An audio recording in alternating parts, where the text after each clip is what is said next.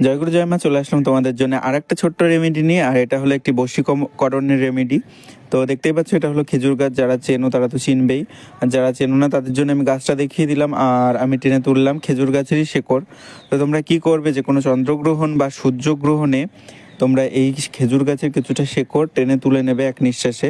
তারপরে ছেলে হলে ডান বাহুতে এবং মেয়ে হলে বাম বাহুতে একটি 3 ধাতুর মাদুলি বা তামার মাদুলিতে ধারণ করে তোমরা দেহে ধারণ করবে।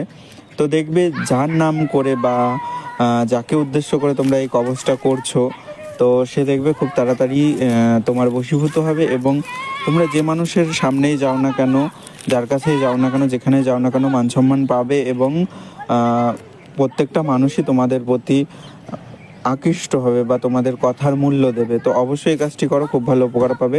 জয়গুরু জয় মা, আবার দেখা হবে তোমাদের সাথে নতুন কোনো ভিডিওতে। তো আমার ফেসবুক পেজটাকে অবশ্যই ফলো করে তোমরা পাশে থেকো নতুন ভিডিও পাওয়ার জন্য।